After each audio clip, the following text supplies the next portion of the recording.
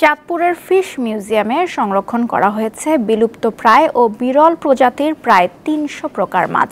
বাংলাদেশ মৎস্য গবেষণা ইনস্টিটিউটের গবেষণা কাজের অংশ হিসেবে গড়ে ওঠা এ মাছের জাদুঘর থেকে নানা তথ্য পাচ্ছেন গবেষক ও শিক্ষার্থীরা। ওয়ালটন বিএলডিসি ফ্যান, খরচ বাঁচে 65% পর্যন্ত। ওয়ালটন বিএলডিসি ফ্যান ছড়ায় স্বস্তির সবুজ হাওয়া।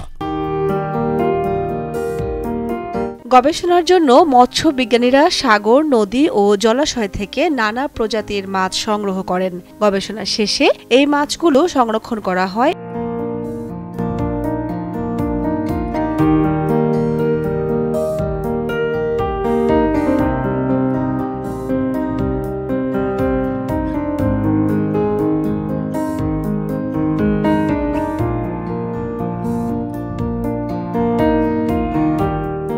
ইলিশ ও অন্যান্য মৎস্য সম্পদ নিয়ে গবেষণার জন্য ১৯৮৪ সালে চাঁদপুর শহরে স্থাপন করা হয় বাংলাদেশ মৎস্য গবেষণা ইনস্টিটিউট। বর্তমানে জাদুঘরটিতে প্রায় ৩০০ প্রজাতির মাছ রাসায়নিক পদার্থ দিয়ে ছোট বড় জারে সংরক্ষণ করা হয়েছে।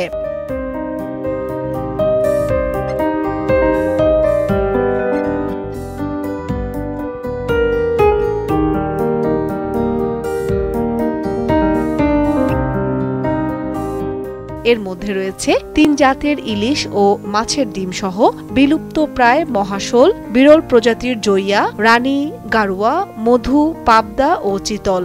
এছাড়া সমুদ্রের হাঙর, ঝিনুক, বামস মাছও রয়েছে। সামুদ্রিক সকল মাছের পাশাপাশি বিলুপ্ত প্রায় অনেক মাছ এবং শৈবাল এখানে সংরক্ষণ করা হয়েছে, যার মাধ্যমে আমরা আমাদের ওই প্রজাতিগুলোর প্রাণীগুলোর ক্লাসিফিকেশন এবং জীবন বৃত্তান্ত সম্পর্কে এখান থেকে ধারণা পাই। এর যদি সমৃদ্ধি আরো বাড়ানো যায় তাহলে আমাদের ফিশারি যারা পড়াশোনা করি তাদের জ্ঞান আরো সমৃদ্ধ হবে এবং আশেপাশের মানুষ এই সম্পর্কে আরো বিস্তারিত পরিসরে জানতে পারে। বিভিন্ন প্রজাতির মাছের যে সংরক্ষণ করে আছে, আমরা সেখানে এসে বিভিন্ন মাছের পাইলাম, অর্ডার, স্পিসিস সম্পর্কে জানতে পারি।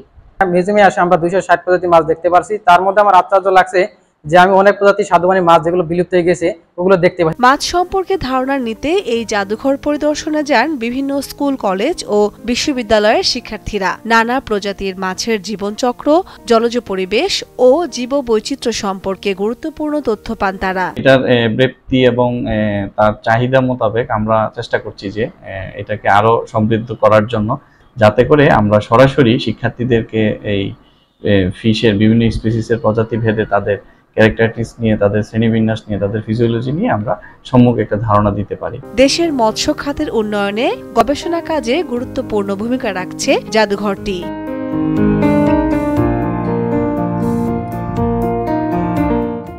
দীপ্ত বার্তা কক্ষ।